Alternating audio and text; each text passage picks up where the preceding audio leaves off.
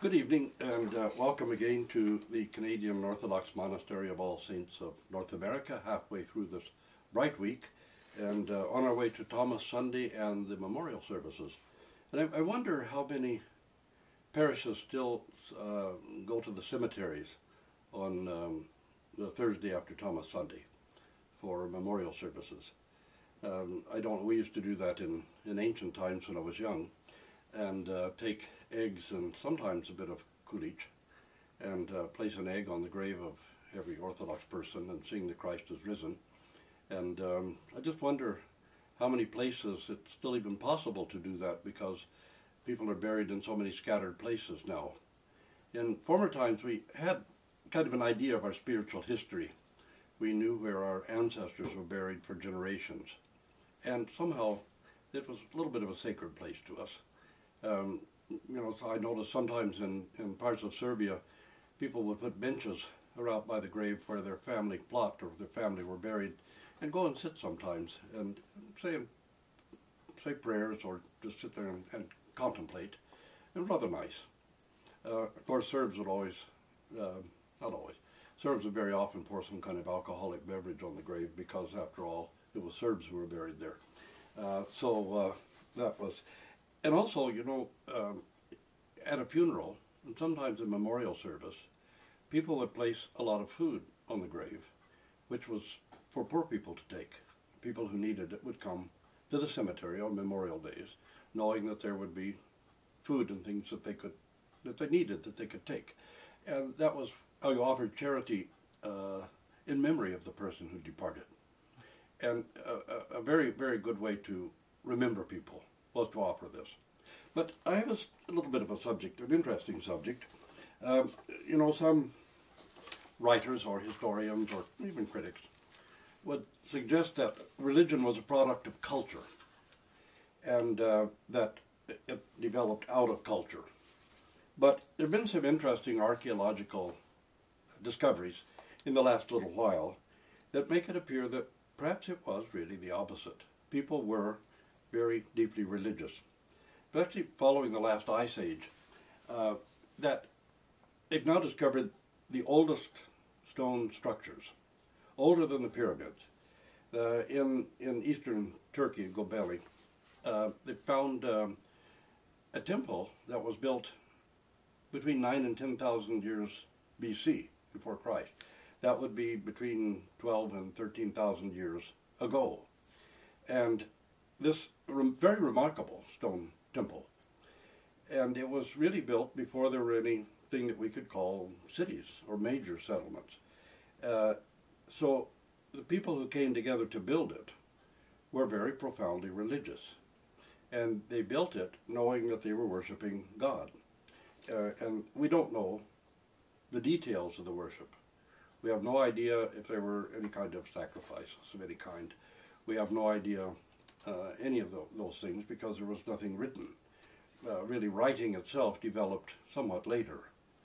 But in any case, this very impressive circular temple was at Göbekli Tepe in Turkey now, and it really is the oldest known religious structure, but also the oldest known full stone structure.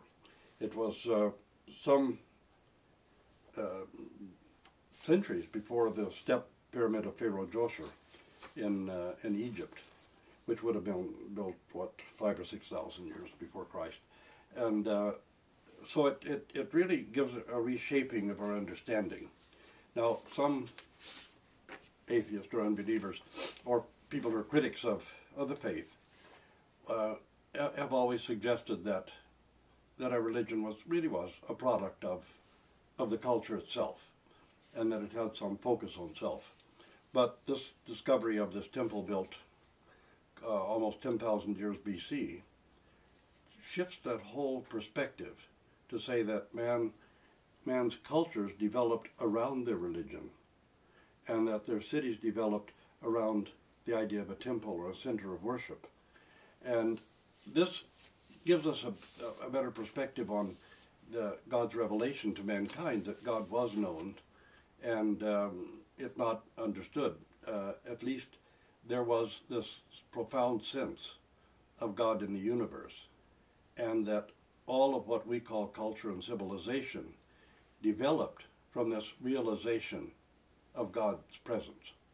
And how they worshipped, whether they really understood very profoundly or anything, we simply don't know. We know that there were always a certain number of people who had a true understanding of God, to the degree that man can have that.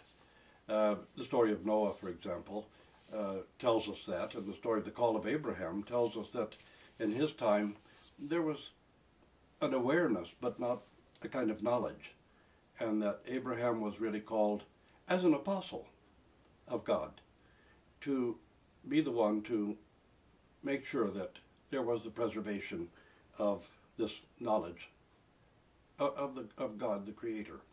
Now, the interesting thing is that why was Abraham called to that area of Canaan, Palestine, and why was it there that God would place his apostle, who would then be an example, a living example of true worship and true faith?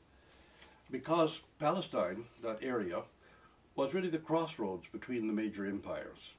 It was through there that all trade passed, and it was there that the impact of keeping the faith and worshiping God could touch and impact upon other societies and cultures.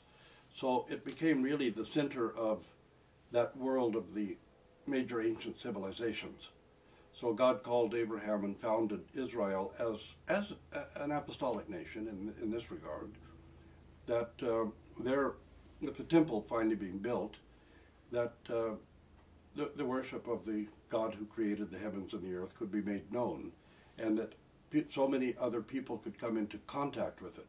Remember, the Ethiopian Empire, which was a very powerful empire in its day, became totally Jewish, became really worshippers of the living God.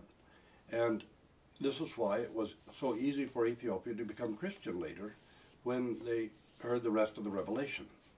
So there was really a purpose for God calling Abraham and placing him in that particular place at the crossroads.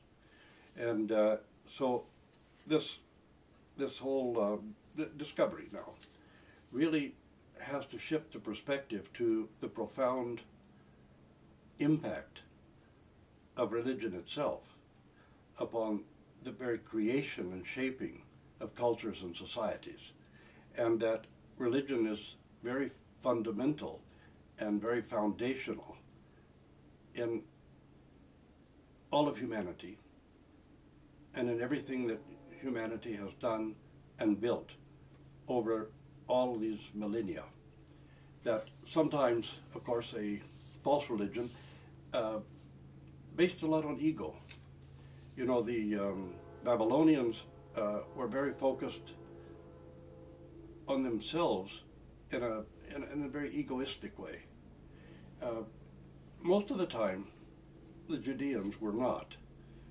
Of course, politically, they wanted their independence in this, but the Judeans actually, the Jews, actually made proselytes. They actually wanted to convert people to the worship of God, whereas Chaldeans, Persians, Assyrians were quite content to be superior to everyone and just go around and sack and burn cities and kill people. Perhaps it's why Judea, even Israel, never built a very large empire, because they were not intent on expressing themselves and just killing and burning other cities and destroying them. That wasn't the focus.